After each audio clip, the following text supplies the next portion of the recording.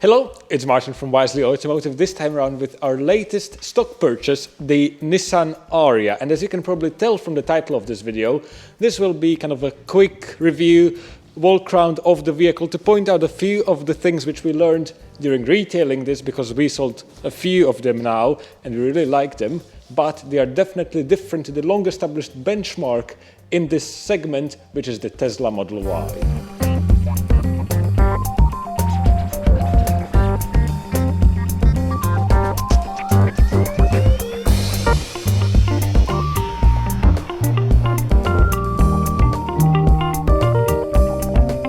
Let's talk about the important stuff, which is the numbers, because on PCPs in particular, the Ariya has quite a strong residual value, so it comes out quite a bit cheaper than the Model Y. In some cases, as much as £100 difference.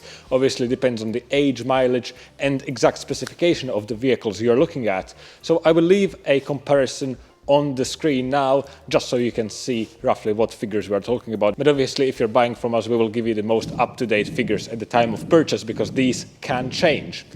Enough of that, let's get to the car itself. As you can see, the design is a lot more involved than the Model Y, which just has a very kind of blank look to it. The front bumper specifically consists of quite a few parts, which is probably one of the reasons why the car is quite expensive from the factory, and you will see this throughout the car. There are many design details which definitely add to the manufacturing cost, but if you're buying on the used market, that's one of the beautiful things. You let the previous owner or the lease company take the depreciation hit, and you just get a car which is a bit more intricately designed than just an appliance. Sorry, Tesla owners, but yeah, this definitely looks a bit sharper. If you look close up, the radar sensor for the driver assistance systems is hidden in the middle bit of the front grille. The Nissan logo can be illuminated in some markets. I believe in the UK it is still not allowed, but the US guys, they get illuminated, and if you look up close you can see that the Nissan lettering looks like it is transparent. The actual lights themselves are on the sides here, so we've got these side lights which continue all the way into the bumper, and they are also the indicators.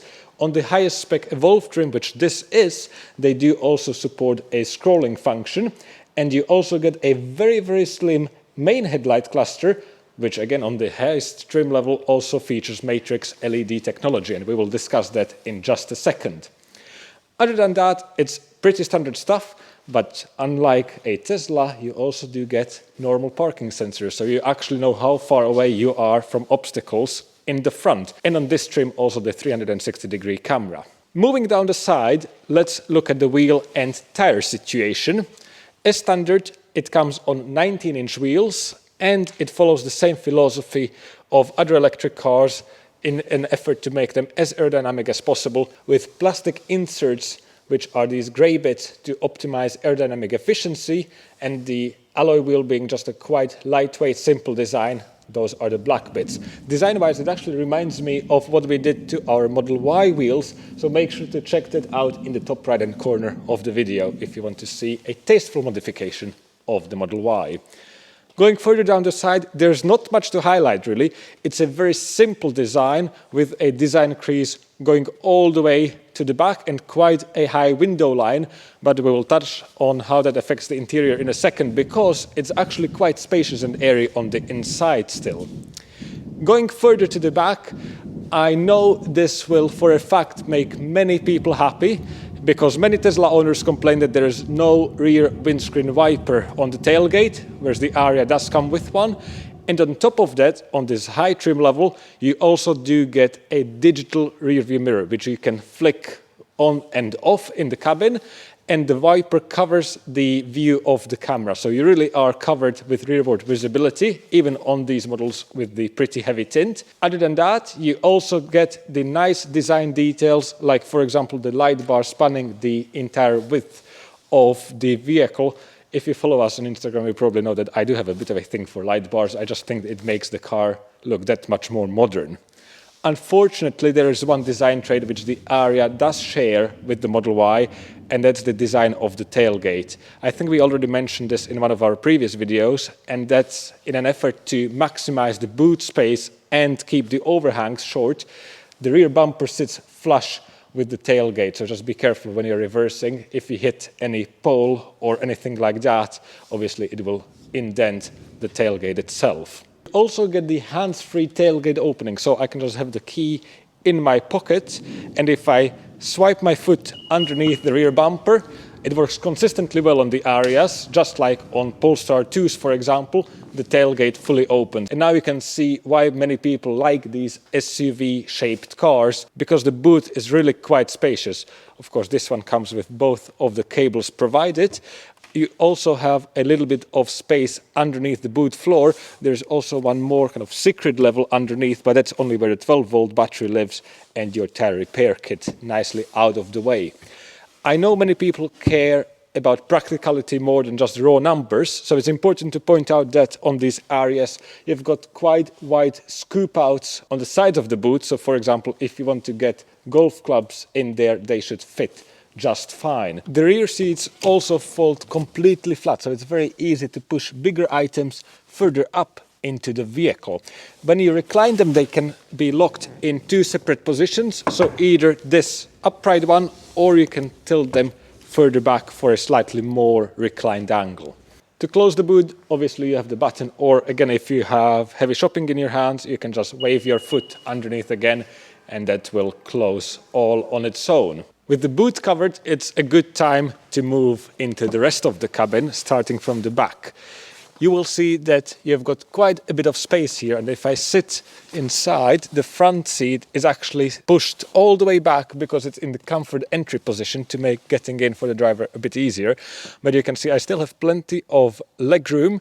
I can slide my feet underneath the seat in front, and because of the upright body stance, the seat base is not too close to the floor, so I actually do have some decent under thigh support. And even if I sit up straight, I still do get plenty of headroom. So you are really covered on all bases. 4 adults are going to fit comfortably. 3 children in the back should be fine as well. You do have ISOFIX points which are neatly covered up with these zippers. And also I think 3 adults at a push are doable.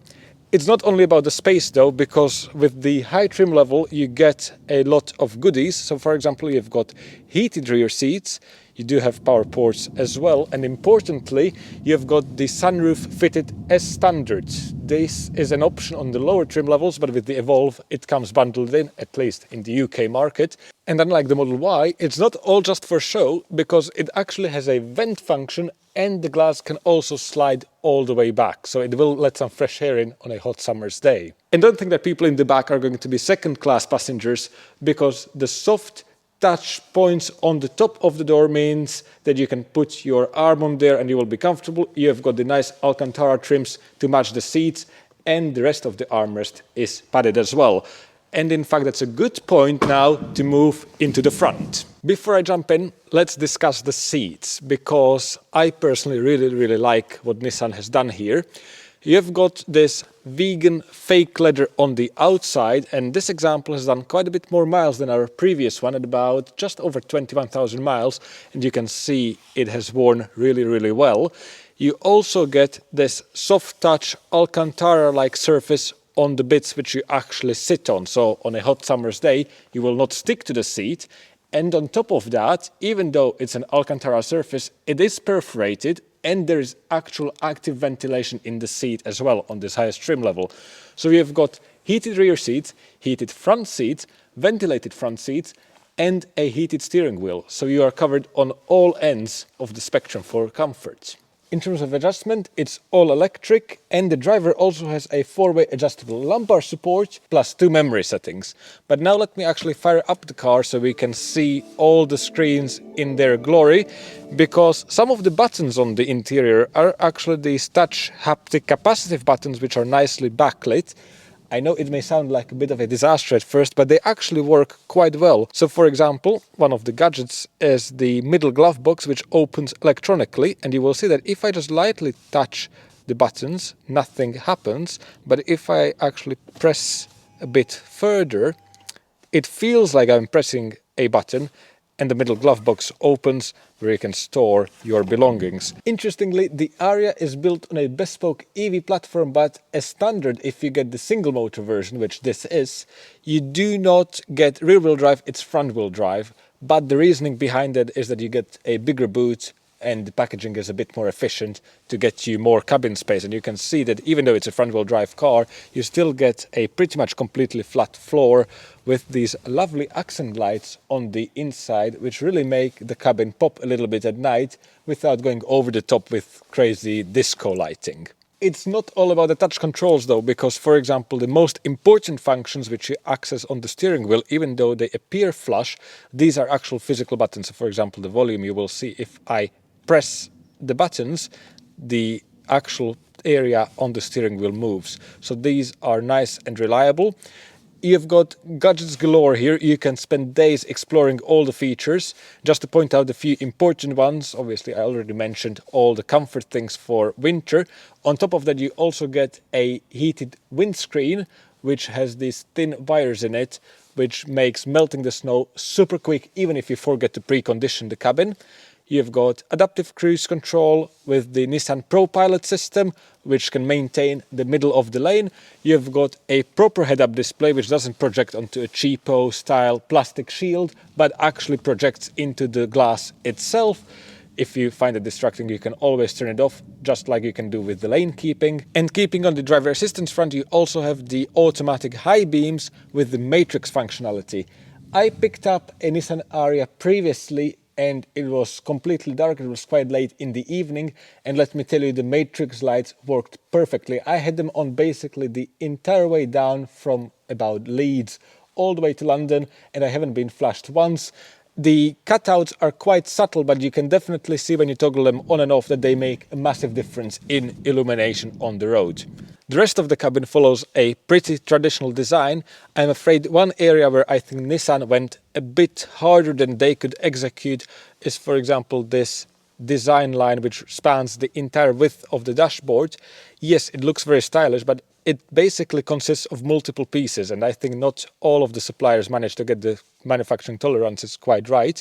Because, for example, you have got the air vents built into it, so obviously this is a movable part, so the alignment we have seen is not always absolutely perfect on here. And likewise, the middle switches here are actual physical buttons with the volume dial and your hazard lights, but you can see that that is very much misaligned, and because it's highlighted in the kind of gold color, it really stands out. But I'm afraid all of the examples we had come from factory exactly like that. So maybe Tesla is not the only one which has issues with fit and finish, but all jokes aside, the build quality of the Ariya is fantastic. All the examples we had were super solid, very refined, especially at motorway speeds. Suspension is definitely tuned more on the comfortable side compared to the Model Y, so even over rough surfaces you will not get a headache. The sound installation is very good, and all of us in the team have concluded that it would be a lovely place to travel in and cover lots of miles. I don't want to dwell on the driving dynamics too much because there are other professional reviewers who actually know what they're talking about, but it is a tiny bit dull to drive. That's not a bad thing. It's designed to be very predictable. The steering is very light, comfortable. Just don't expect any miracles in terms of handling. If you push it a bit quicker into a roundabout, it will manage it perfectly fine, but you will not get much driver excitement. Again, if you want a driver-focused vehicle, look maybe at the Tesla Model Y or the BMW iX3 if you can stretch your budget a little bit further. What you may want to do is listen to some music.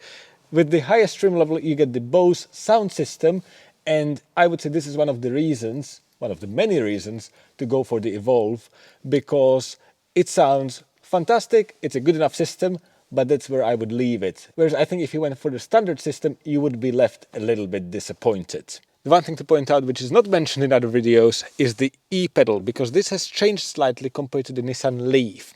With the 40 and 60 kWh Nissan Leafs, if you had e-pedal enabled, the car would come to a complete stop and creep would be disabled. So when you let go of all the pedals, the car would stay put. I'm afraid Nissan went back on that idea, and I think it's because on those cars the tuning was really not that well done. It literally felt like hitting a curb. So Nissan's solution was to remove it. So you still have the e-pedal mode, and you also have the high brake regenerative braking mode, but creep always stays enabled. So if you want to come to a complete stop and not have your feet on the pedals, you can enable auto hold and that will hold you, but in parking maneuvers the creep is always on. Speaking of the braking system, I think this Ariya is built on the same platform as the Megane E-Tech. We do have one of those coming into stock as well, and I had a chance to drive one back when it launched. Feel free to check out that video for my driving impressions of that vehicle. But one of the things which I was not impressed by was the brake pedal tuning. It felt very non-linear. Sometimes the brakes were a bit grabby, whereas here it's tuned nicely consistently. It's very easy to be a smooth driver and not make your passengers sick. One drawback, which I'm afraid there is no way of sugarcoating because it really is not that good on these Arias, is the infotainment system. When we put into the thumbnail that this is the anti-Tesla, it really is the anti-Tesla because Tesla does infotainment perfectly. This just feels a little bit like it's 5 to 10 years old. The resolution is not the best, it's a bit blurry of a screen and the menus do not make sense. You really need to spend a lot of time to understand them.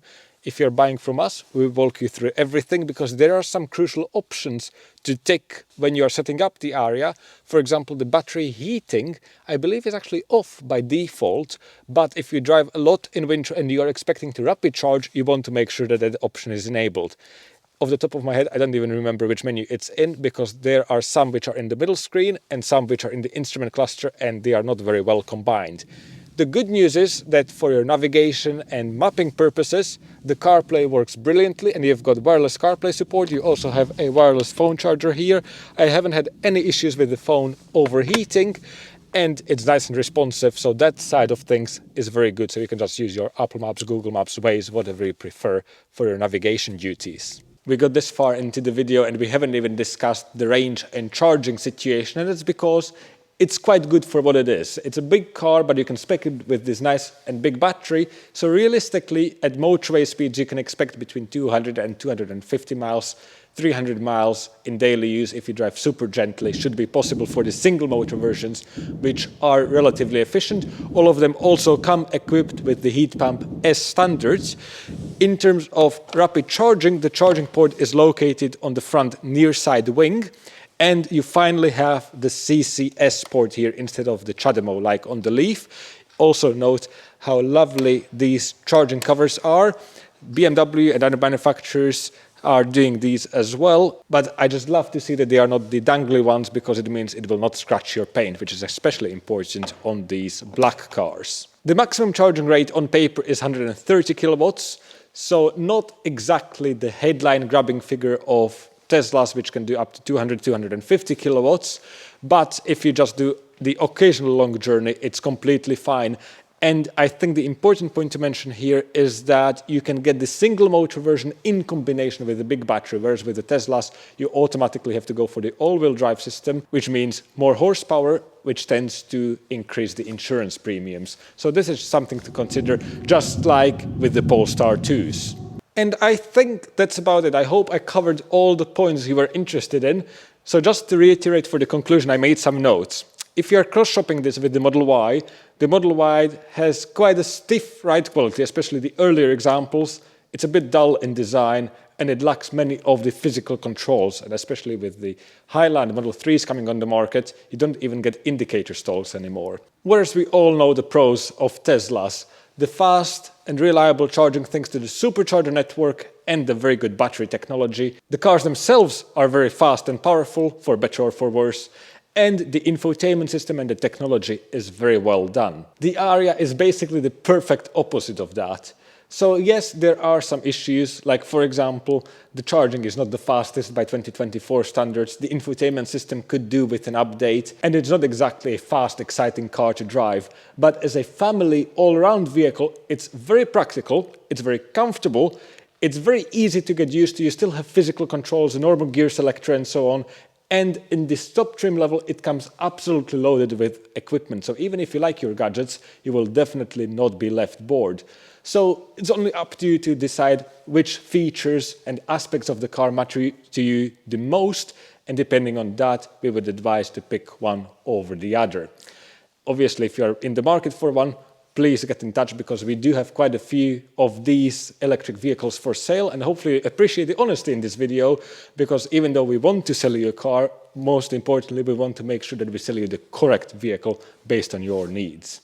I think that's about it. Thank you very much for watching. Leave any questions in the comments below and let us know what you would pick. If you are somewhere in between, as I mentioned, there's an iX3 outside, which we may do some content on as well. So make sure to hit the subscribe button if you want to not miss that. And otherwise, if you want to see how long an electric car takes to go from Glasgow to London, make sure to check out this video as well. See you in the next one.